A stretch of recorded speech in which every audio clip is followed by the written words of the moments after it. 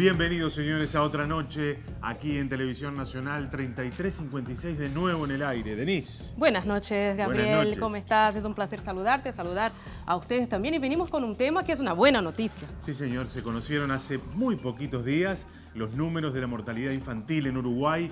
De este tema vamos a hablar en esta edición de 3356, que ya empieza.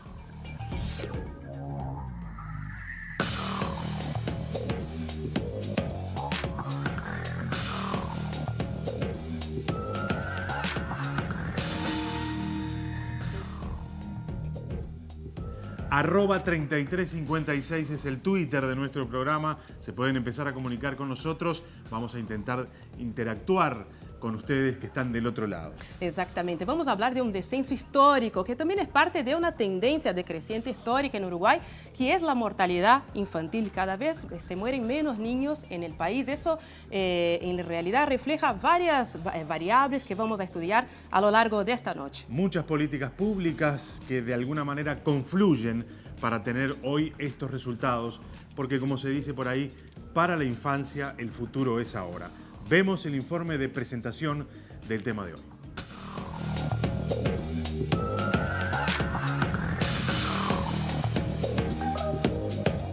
La mortalidad infantil bajó de 7,9 cada 1000 nacidos vivos en 2016 a 6,6 en 2017. Es decir, murieron 100 niños menos que el año anterior. Este año se logró que siguiera bajando la mortalidad postneonatal, también la mortalidad neonatal y la precoz, así como el embarazo adolescente. La muerte neonatal precoz es aquella que se produce en los primeros 28 días de vida. Según el ministro de Salud Pública Jorge Vaso, su reducción está vinculada al control y seguimiento del embarazo, diagnóstico precoz de patologías, problemas congénitos o vinculados a la prematurez. El periodo postneonatal, que es el que va desde el mes de nacido al año de vida, y en este periodo incide principalmente el contexto, si se fuma en el hogar, los hábitos y el cuidado. Aquí el descenso está vinculado al impacto de las políticas socioeconómicas. Según el ministro Vaso, aún hay diferencias importantes entre los barrios. El ejemplo más claro es la muerte por infecciones respiratorias.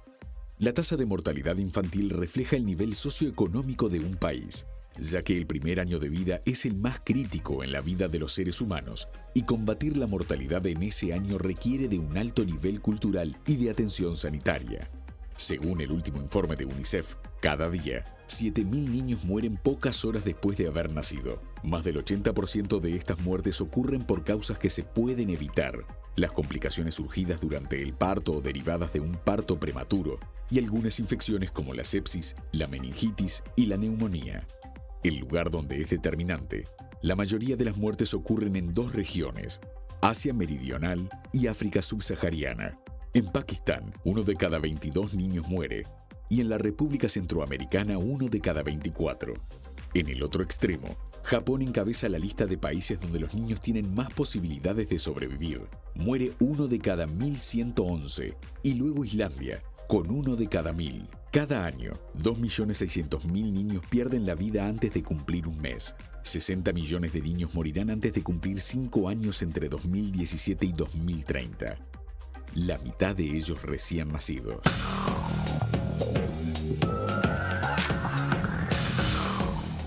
Pudimos ver las líneas generales, ¿no?, de ese tema, y vamos a profundizar un poco más enseguida con la doctora Claudia Romero del Ministerio de Salud Pública. Hacemos una pausa y ya venimos.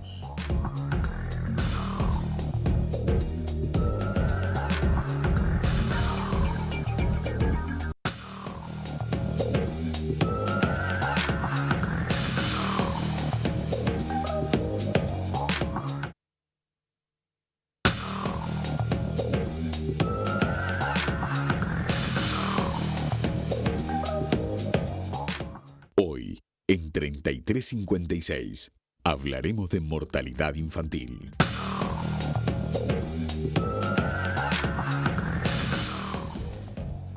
Planteábamos en el primer bloque el informe con los datos.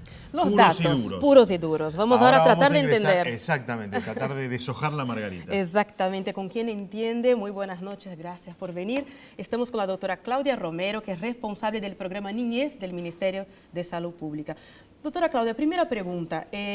Los datos duros, ¿no?, obviamente que muestran un descenso, ya sabemos que es un descenso histórico, pero capaz que lo interesante es hablar de la calidad de ese descenso, ¿no? Se bajaron las muertes en la primera semana de vida, que es un indicador, dentro del indicador es un indicador importante. ¿Cómo podemos leer esa caída? Sí, es como bien importante y está bueno desagregar algunos componentes de la mortalidad infantil para que se puedan entender. Cuando nosotros hablamos de mortalidad infantil, hablamos de las muertes en los menores de un año en un país, por ejemplo ahora en nuestro país, en Uruguay. Cuando lo descomponemos podemos hablar de la mortalidad con el componente neonatal precoz, que es en la primera semana de vida, el neonatal tardío, que va de los 8 a los 28 días, y el mayor de un mes hasta el año, que es el componente postneonatal. Si nosotros visibilizamos ese número, decimos, cayó ese número, es un dato de calidad, porque lo primero que uno entiende, dice, bajaron 94 los fallecidos en menores de un año. Es real este número, nos podemos apropiar y podemos defenderlo y podemos dar la buena noticia.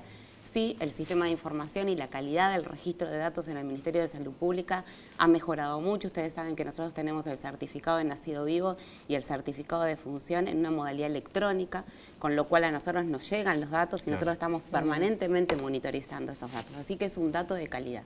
Cuando empezamos a desagregar ese número, vemos que la caída con más impacto en ese número global es la de la muerte en la primera semana de vida. Es una muerte que nosotros siempre tildamos de dura, y cuando decimos dura es porque es la que es más difícil de bajar. Claro. Porque está vinculada a qué fenómenos, por ejemplo. Bueno, la muerte en la primera semana de vida tiene que ver con lo perinatal. Y cuando hablamos de perinatal, hablamos de la mujer embarazada y del ese recién nacido. Hablar de la salud perinatal sin hacer mirada y objetivo en la mujer y en la mujer embarazada es perdernos el 90% del cuento. Entonces nosotros lo que decimos es mejoró la atención de la mujer embarazada, mejoraron los controles en cantidad y en calidad, y eso tiene que haber tenido impacto en ese recién nacido, porque si nosotros desglosamos incluso más y nos metemos en lo que son las causas de esa muerte, tienen que ver con todas las afecciones vinculadas al periodo perinatal, sobre todo la prematurez y las malformaciones congénitas. Si mejoramos la prematurez es porque estamos mejorando el control. A ver, en español, para que esté del otro lado. Si tenemos un embarazo controlado y una mujer que llevó un embarazo saludable y con todos los controles que tenía que hacerse, es posible que en esos primeros 7 días de vida el niño tenga sobrevida. Siga. No es posible, es una realidad. Ahí va, sí, es en una español realidad. es en Ahí español. está, O sea, la sobrevida y la calidad de vida y la calidad de salud de ese recién nacido tiene que ver cómo se cuidó a esa mamá y con la salud materna desde que decidió quedar embarazada. Y es allí donde estuvo el mayor impacto. ¿Tiene que ver entonces con políticas específicas que se han instrumentado en los últimos tiempos sobre la mujer embarazada y que va directamente a la mujer embarazada? Bueno, nosotros, como dijimos al principio, para hablar de un dato nos gusta hablar de calidad del dato, y realmente estamos procesando datos para saber cómo han mejorado los controles. Eso igual nos podemos basar en el 2016, que habían mejorado el número de controles en la mujer embarazada. Ustedes se acuerdan que nosotros siempre hablamos de 5 controles durante el embarazo, como mínimo, ¿no? Eso es como el piso, ¿no? De ahí para arriba. Pero también nos gusta hablar de la calidad del control. No solamente hay que ir, sino tenemos que ver nosotros los médicos cómo controlamos a esa mujer. Obviamente que el cuidado de esa mujer tiene que tener impacto en esa salud del niño. Y esto que preguntabas tú, ¿no? ¿Cuidamos? Sí, cuidamos. ¿Tiene que ver con políticas? Sí. Tiene que ver con políticas intersectoriales, tiene que ver con políticas que vienen del área de salud, pero también tiene que ver con políticas sociales y el acompañamiento de la mujer embarazada y los trabajos que se hacen en territorio muchas veces para acompañar y para insistir en esos controles. Claro, porque los niños, varios, van a casa antes de la semana, ¿no? Entonces también sigue ahí. Y nosotros ahí también tenemos estrategias, porque tenemos la estrategia de la visita domiciliaria, por ejemplo, y que es sobre todo con mucho hincapié en los niños con factores de riesgo. Tenemos la estrategia del programa aduana, tenemos la estrategia de los controles en salud, pero sobre todo esta cuestión de si nacen más que no nacieron antes de tiempo es porque estamos cuidando cómo se están desarrollando y cómo se están cuidando en el útero de su mamá. Claro. En los otros 2 periodos, digamos, después de los 8 días y el post-neonatal, ¿cómo ha sido la evolución? Digo porque imagino que muestra otras cosas y el resultado en esos otros 2 periodos seguramente también responden a otras políticas y a otros trabajos que hay que hacer, ¿no? Tal cual.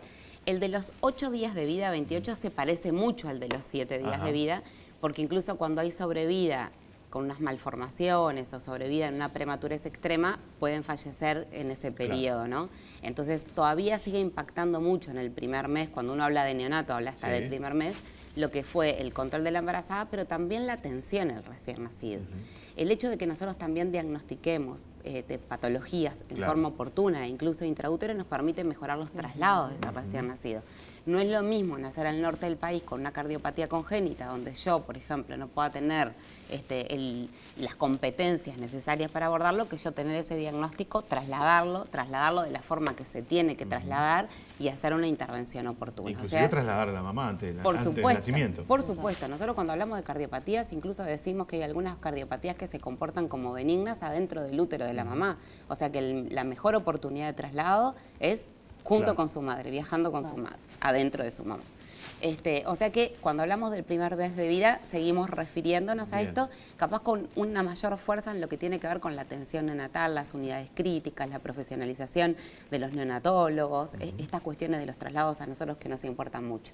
Ya por encima del primer mes de vida, las causas se siguen repitiendo a las que anteriormente se mencionó, con mucho menor impacto, obviamente, porque el número ha descendido, y tienen que ver con las infecciones respiratorias, con las infecciones gastrointestinales, con las lesiones no intencionales, que era lo que antes llamábamos accidente, y ahí nos queda un grupo que es el desafío de ahora y el que estamos investigando para después dar un segundo coloquio que sobre todo tenga mucha fuerza en lo que es mortalidad, que son un grupo de muertes mal definidas. Esas muertes mal definidas, para que está escuchando. Yo estoy tratando así como de hablar bien en español. Es un grupo de muertes que no han sido bien clasificadas en el certificado de función. ¿Por qué?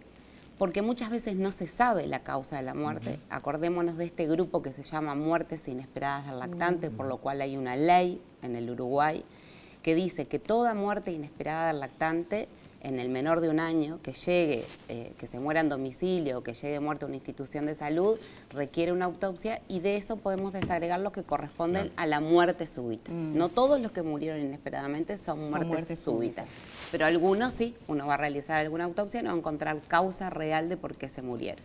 A otros le va a encontrar después de la autopsia una causa real por qué se murieron, y otros tienen que ver con la calidad del certificado de función. Que yo ponga, por ejemplo, paro respiratorio o paro cardíaco, es el evento que ocasionó la muerte, pero no es la enfermedad que ocasionó la muerte. Es casi la consecuencia. Ahí está. Entonces, nosotros necesitamos saber esa causa para poder generar políticas que estratégicamente nos ayuden a bajar ese número. ¿Y es muy alto entonces el número de casos de muertes no definidas? Y para los poquitos números que tenemos, es un porcentaje nada despreciable de 15%, y que tenemos que tratar de llevarlo al mínimo posible, porque nos va a enriquecer las posibilidades de trabajo que tenemos para seguir disminuyendo la mortalidad. Doctora Claudia, una pregunta. Yo tengo datos de 2016. Capaz que podés como, actualizarnos. En Montevideo, el 2016, la tasa, bueno, era 7.44, pero en La Valleja era 16.74. ¿Cómo podemos entender esas diferencias tan pronunciadas en el territorio, ¿no? Un poco por lo que estabas diciendo, me imagino, pero... Acá por eso siempre viene bien esta pregunta, y por qué a nosotros no nos gusta hablar de tasa. La tasa significa un cociente, o sea, una división. Seguro. Pequeños números en el numerador o pequeños números en el denominador dan eso que se agranda, y cuando uno lo lleva a los números reales, son pequeñas variaciones. Yo te puedo decir que ese 16 de La Valleja del 2016 obedece a 6 muertes, y capaz que en el 2015 hubo 3. Y donde fueran gemelares, prematuros, extremos, ya te cambia mucho. Por eso, más allá de que este sea un indicador internacional que nos permita posicionarnos a nivel mundial, a nivel regional, y que además tiene un componente político importante, sanitario importante, y que además, esto que decíamos, ¿no? Siempre cuando vienen las organizaciones internacionales preguntan cómo es la tasa. A nosotros nos gusta hablar de números, porque hay tan pocos nacimientos en el país, y tan pocos nacimientos, si los desglosamos por departamento, que si yo varío los nacimientos y mantengo el mismo número de muertes, me cambió y me subió la tasa, que puede pasarle a La Valleja, por ejemplo. Claro. Fíjense en que nosotros hablábamos de que tenemos muchos menos nacimientos y aún así, a expensas de que fallecieron 94 niños menos, pudimos bajar la tasa de mortalidad. Pero si hubiesen aumentado esos nacimientos, capaz que la tasa se nos hubiese ido muy elevado. Claro. En Uruguay, a ver si este dato sigue siendo así o capaz que hay que actualizarlo también. La mayor cantidad de los niños nacen en el subsistema público de salud, ¿no? Bueno, en realidad hay que cambiarlo. Tenemos el mayor lugar de nacimientos del Uruguay, es el Hospital Pereira Rosell, ¿no? Que se lleva una gran cuota de nacimientos. Después, si uno los subdivide en total, son más o menos la mitad en un lado, como los usuarios. Pero ahí está como concentrada la gran maternidad del país. Es la gran maternidad. ¿Y cómo se comporta ahí este asunto? ¿De la mortalidad? Sí. Bueno, ese es justamente el desafío que tenemos, que estamos trabajando este mes y estamos muy motivados en el trabajo, porque en realidad es un trabajo intersectorial, con expertos en el tema desde otros lugares y desde otras miradas, y lo que queremos cruzar son indicadores de salud con indicadores de vulnerabilidad social. Entonces, es decir, este impacto fue mayor en el subsector público, dentro del subsector público, en zonas de mayor vulnerabilidad, esto lo podemos decir así, bueno, es como una segunda etapa que tenemos. Creemos que sí, hay muchas...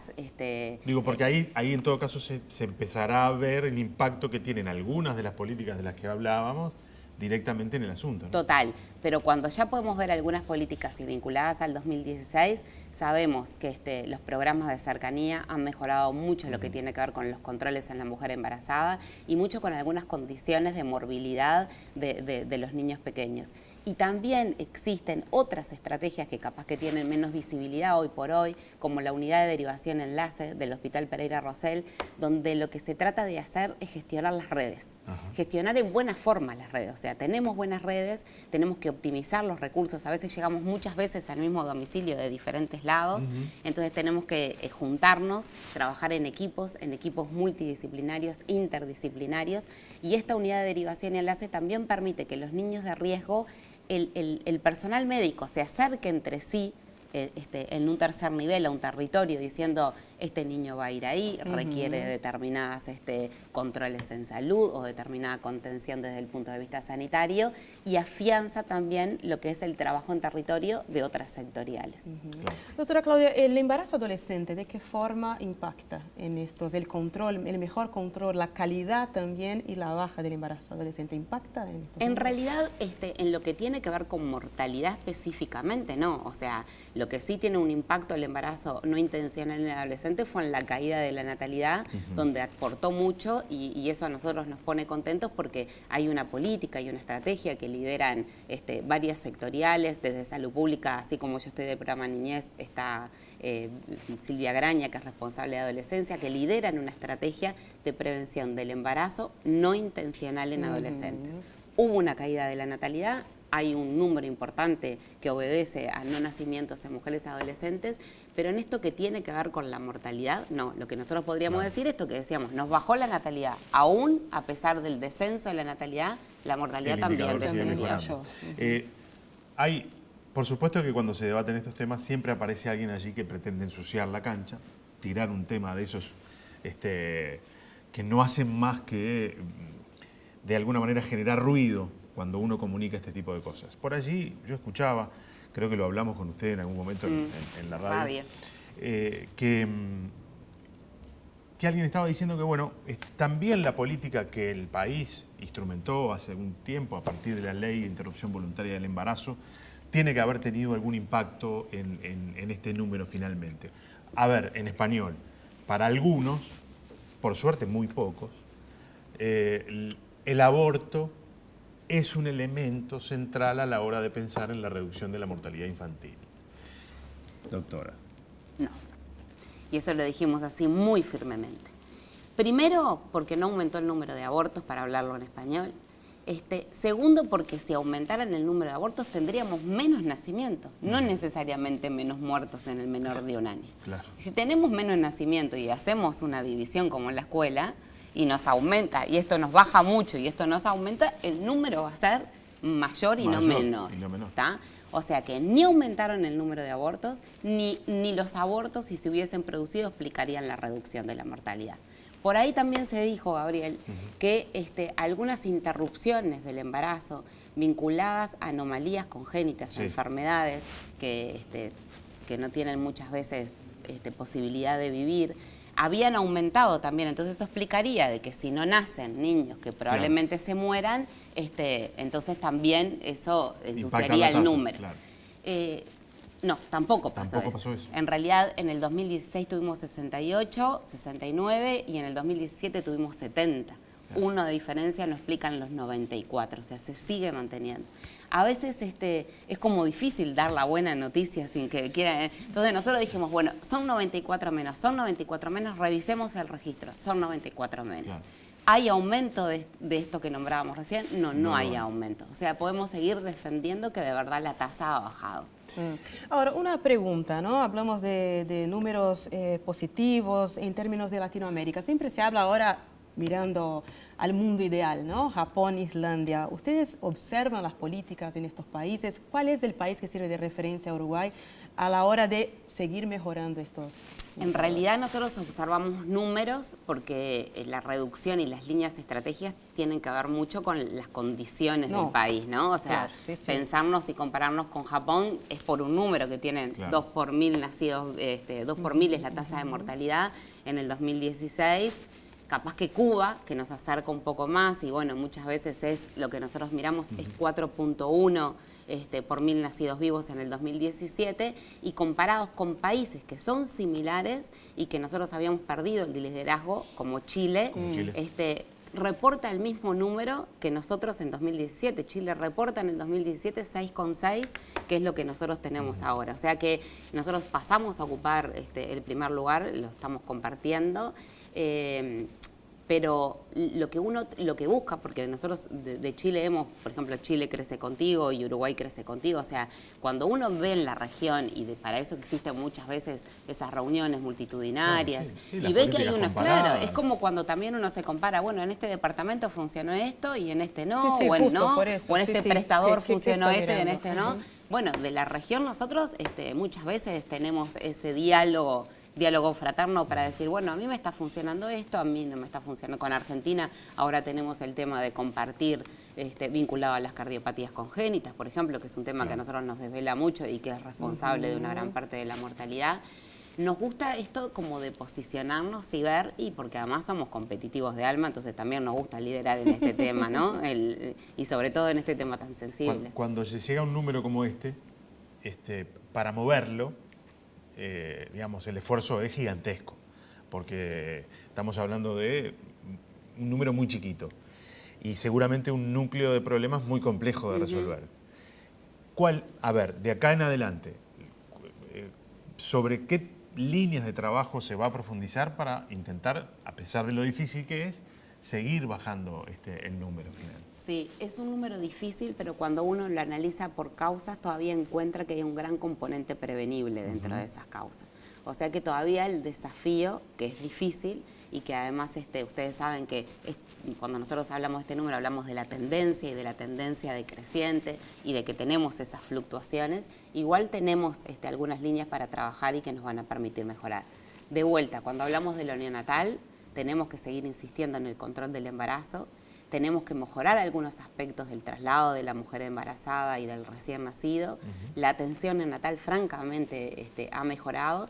Y en cuanto a las cardiopatías congénitas, que dentro de las malformaciones congénitas son las que revisten mayor mortalidad, tenemos que insistir en la ecografía estructural durante el embarazo para mejorar nuestro diagnóstico intraútero, nuestro diagnóstico precoz.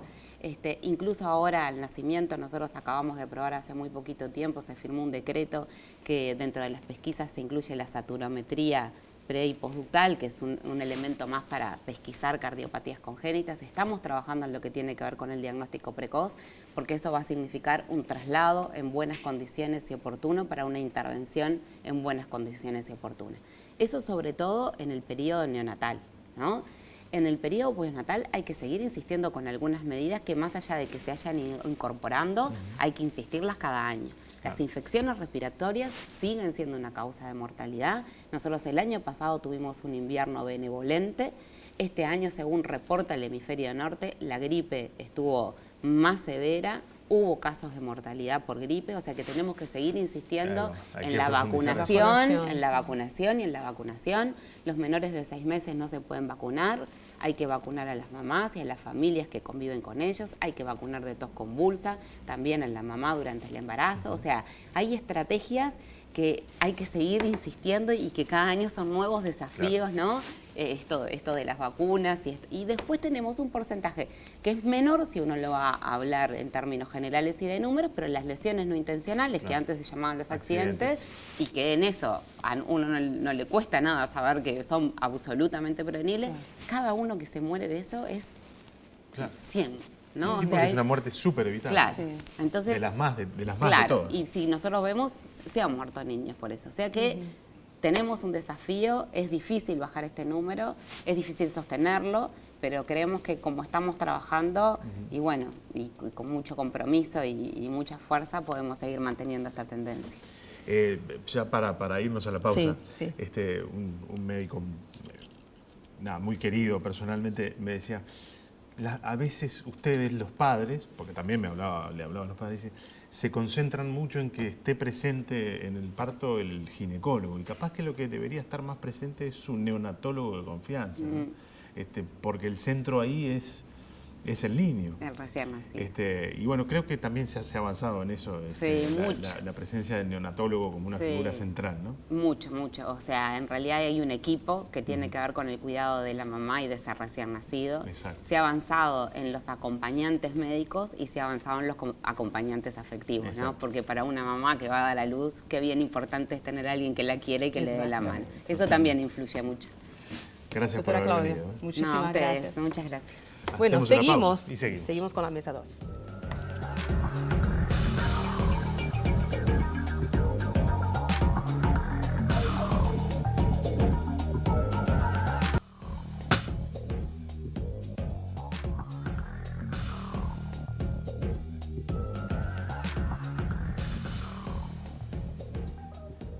Seguimos, señores, y ya con nuestras dos invitadas en Exactamente, esta mesa la segunda feliz. mesa. Vamos a seguir profundizando en ese tema. Recibimos a Wanda Cabeza, que es investigadora y docente del Programa de Población de Facultad de Ciencias Sociales, y doctora en Demografía. Wanda, muy bienvenida, muchas gracias. Soledad Vieites, licenciada en Psicología por la UDELAR, es especialista en Derechos de Infancia, Adolescencia y Políticas Públicas y vicepresidenta de la Fundación Canguro. Bueno, podemos empezar con las visiones de ustedes, ¿no? Visiones diferentes. Acá tenemos a una demógrafa y una especialista más en el trato con embarazo, maternidades y paternidades adolescentes. Esa caída, este número histórico, ¿cómo ustedes pueden leer desde sus lugares de actuación? Primero como una línea capaz demográfica, una tendencia. ¿Cómo leerlo? Bueno, como la continuación de una tendencia que ya tiene varios años. O sea, si miramos la tendencia desde 1970 y algo en Uruguay, la mortalidad infantil solamente ha caído, con variaciones, con ciclos de alza, etcétera, pero en realidad, luego de un estancamiento largo de unos 20 años, la mortalidad infantil cayó. ¿Previos al 70 decís hubo estancamiento? Uruguay tiene una historia bien particular. Hubo un estancamiento a principios de siglo, largo, bajó en los 40, 50, se estancó nuevamente y a partir de ahí cayó y ahí retomó una tendencia claramente a la baja. ¿Tiene una explicación ese ciclo, digamos, de dos caídas y después la tendencia? Tiene mucha investigación, no sé si tiene una explicación. A ver. Digamos que lo que pasó fue también que Uruguay tenía un nivel de mortalidad infantil muy bueno con respecto al mundo.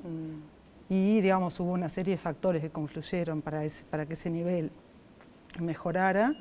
Y luego el estancamiento vino porque todavía no había medicina. Claro. Cuando aparecen los antibióticos, las sulfas, etcétera, eso hace que la mortalidad caiga. Soledad, vos trabajás hace 12 años, ¿no? Con adolescentes, tanto mamás como papás. ¿Cómo vos ves ese resultado de ahora dentro de toda tu línea de una década, ¿no? Trabajando con esta población que es parte también de esa caída, ¿no? Menos embarazos adolescentes genera una mortalidad más baja también, ¿no? Entonces, sí, en realidad no sé si no hay tantas equivalencias de embarazo adolescente y mortalidad infantil. En realidad, en adolescencia, la experiencia lo que muestra que no hay una asociación de que porque uno sea mamá adolescente y tenga 15 años... No es directo, digamos. No. Al contrario, la experiencia muestra otra cosa. Pero no sé de mortalidad infantil porque no es mi área. Lo que sí sé y que puedo aportar es que en los últimos tiempos, desde esta experiencia, han habido muchísimas programas sociales que han intentado también como ir por la línea de la prevención y de la promoción de cuidado, ¿no? Esto es en el ámbito principalmente del hogar. Hay muchísimos programas que el fuerte que han tenido es justamente ir a lo más cercano, al espacio comunitario y al espacio cotidiano donde están los niños, para por ahí hacer intervenciones también desde lo psicosocial, pero a lo que puede ser como prevención de accidentes y cuestiones que uno solamente puede ver también estando allí, desde accidentes y lo que puede ser riesgo de vida, ¿no? O sea, por ahí en situaciones donde cómo se bañan los niños, ¿no? Si tienen ducha, si no tienen ducha, si hay un calentador cerca, ¿no? Cuestiones que tienen más que ver desde lo que es la prevención, que solamente uno puede verlo en la medida que va, claro, ¿no? Si bien se puede trabajar en consultorio, ¿no? Como con determinadas preguntas, lo que yo creo, y no tengo evidencias, que toda esta línea de programas que han intentado ir cerca de la gente ha contribuido a cuestiones muy pequeñas, pero sí que tienen que ver con la reducción de una muerte, ¿no? Que es prevenible. Claro. ¿No? Después, en el ámbito de patologías, yo no lo sé. Claro. No puedo. Vos decías, nos hacías, digamos, a breve historia de cómo en Uruguay, desde hace ya mucho tiempo, la mortalidad infantil era baja. Esto, digamos, ¿cuáles son los aspectos, digamos, que vos entendés han sido centrales para que ya desde, no sé, probablemente principios del siglo pasado, esos números se empezaran a consolidar en ese sentido? Bueno. ¿Tiene que ver con la propia conformación poblacional? ¿Cuáles son los aspectos que ustedes han observado que han contribuido para ese bajo nivel, que después, bueno, con el tiempo fue mejorando aún? Hay una parte que quizás es demográfica, que es que el tamaño poblacional hace que cualquier niño sea visto como una especie de... Sobre todo cuando la población en sí era muy importante por los ejércitos. Uruguay siempre fue un país chico y nunca tuvo una gran población. Entonces, claro, cada niño que nací... La natalidad fue siempre baja en Uruguay, por la propia dinámica, y bajó mucho a principios de siglo. Entonces, cada niño que se perdía, o sea, ya se sabía que no se podía modificar demasiado la natalidad, pero sí la mortalidad. Claro. Entonces ahí, por ejemplo, hubo... O sea, se hacía mucho eje en no perder ese niño que nacía, digamos. Y había médicos que estaban continuamente en el Parlamento, o sea, que estaban, así como atendían en un consultorio, estaban en el Parlamento pidiendo saneamiento, vivienda, condiciones sociales que cuando no había medicina, lo único que salvaba a los niños eran condiciones, digamos, de habitación, de calor, etcétera, buenas. Por ejemplo, Morquio, de Salterain, Bauzá, fueron médicos que estaban en todos los ámbitos hablando de la importancia de la mortalidad infantil. Claro. Y eso fue un factor. El Estado, ¿no? El Estado social. La presencia del Estado como un elemento central también. Sí. Y el encare también, ¿no? Creo que lo que Wanda trae acá también es un encare diferente en relación a otros países de la región, capaz, en que hay una visión también de... más macro, ¿no? La muerte del niño también mueve la aguja muy fácilmente. Sí, ¿no? claramente. O sea, no había, por ejemplo, en Estados Unidos se culpaba mucho a las madres, ¿no? Sobre todo la ilegitimidad y si las madres no se casaban, y había toda una especie como de demonización, ¿no? De la mortalidad infantil vinculada con que las madres estaban solas, etc. Acá, a lo moral. A lo moral.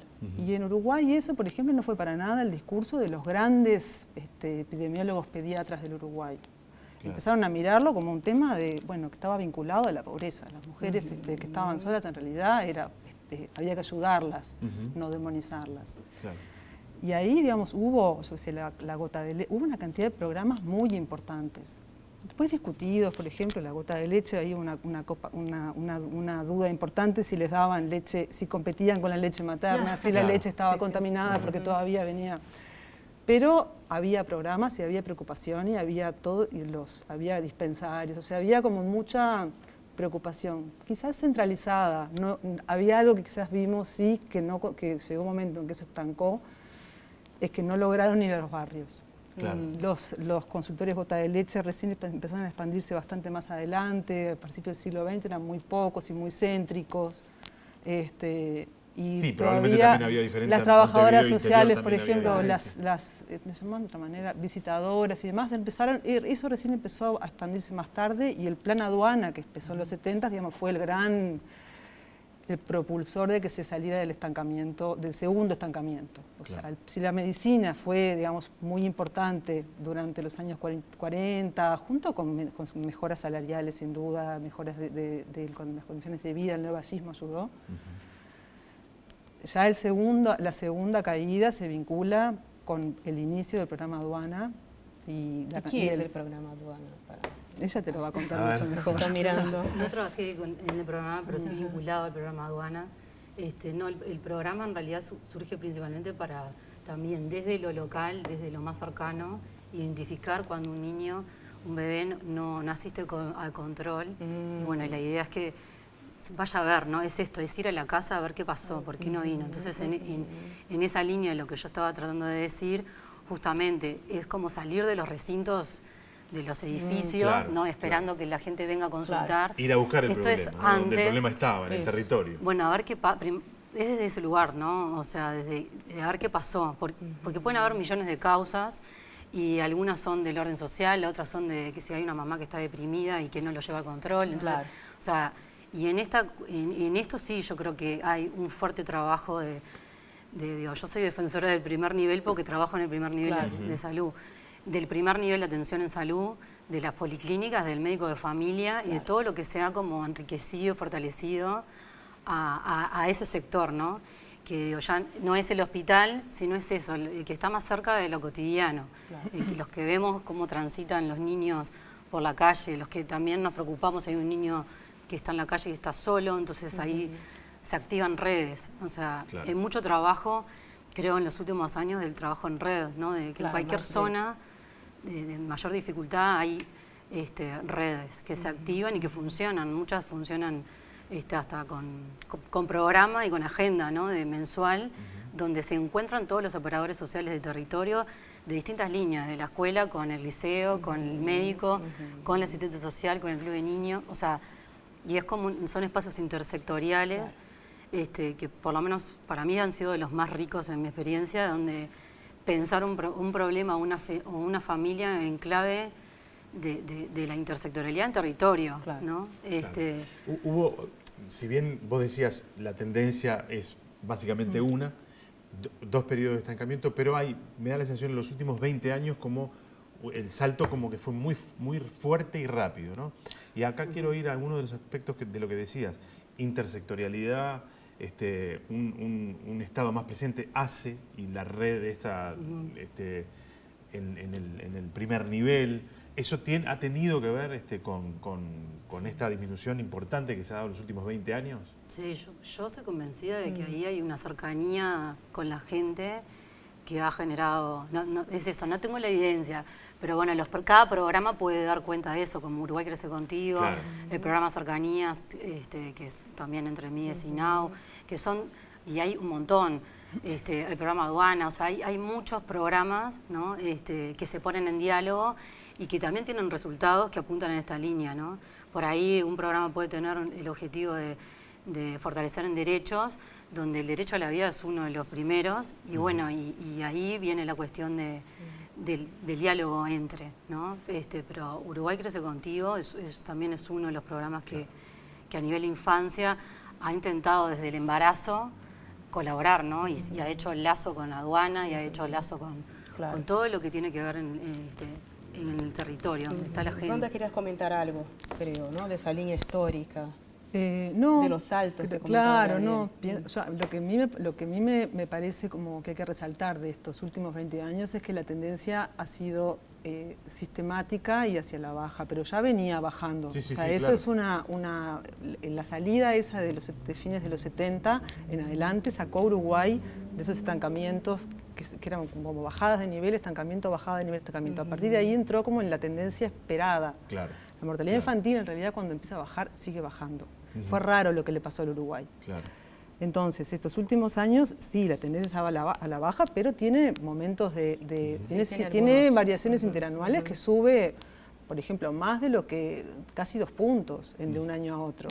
Creo que en 2007, por ejemplo. O Sí, sea, sí. hay y como aparte nosotros tenemos números chicos, también eso se ve. La variabilidad es La variabilidad grande. se nota, pero Uruguay se acerca, digamos, primero, retoma su liderazgo en América Latina, que lo había perdido, de eso es importante.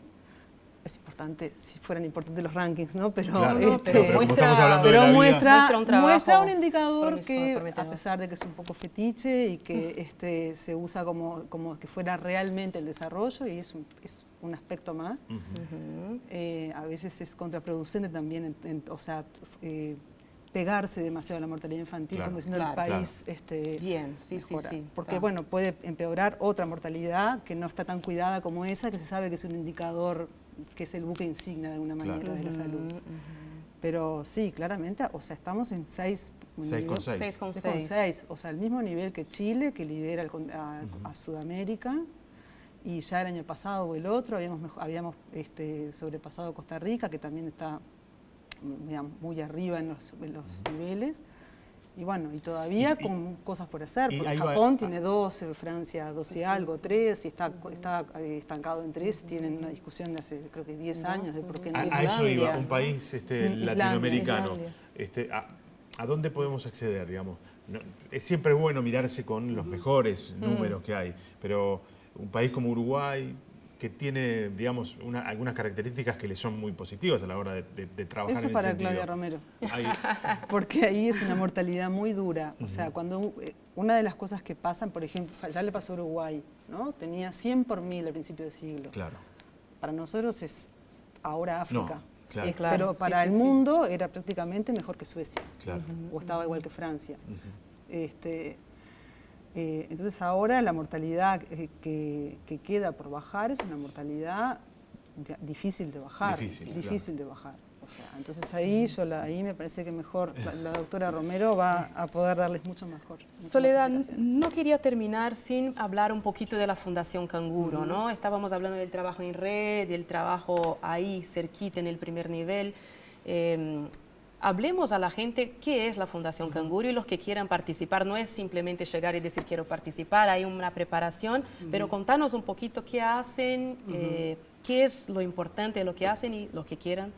cómo Sí, acceder la a fundación ello. trabaja principalmente en el tercer nivel, que es hospital, no está en territorio, trabaja en hospital y trabaja con los recién nacidos, acompañando procesos de vulnerabilidad, de cuidado sociofamiliar, o sea, situaciones de bebés que en realidad no están con un débil cuidado familiar. Y bueno, la fundación lo que apunta ahí es a fortalecer todo lo que implica el desarrollo del bebé en los primeros momentos de vida, ¿no? O sea, y no tiene incidencia en relación a los tiempos que puede demorar un bebé en este tipo de, Claro. de acompañamiento, porque bueno, eso depende de resoluciones judiciales que determinan el egreso del bebé, ya sea para su familia de origen o una opción o un sistema de protección. Pero en principio ese tiempo que va pasando mientras que la justicia va resolviendo y se va indagando en quién puede cuidar a ese bebé principalmente dentro del ámbito familiar, que es por derecho lo que le corresponde, lo que hace la Fundación es intentar brindar un cuidado dentro de lo que podemos, que genere que cuando egrese esté en un nivel de salud lo más óptimo posible, ¿no? Salud Teniendo en integral, cuenta- dicen ustedes, Ahí ¿no? está. No solo física, sino Por supuesto. emocional. Sí, porque nosotros lo que ya saben, y esto se engancha con el tema, Claro.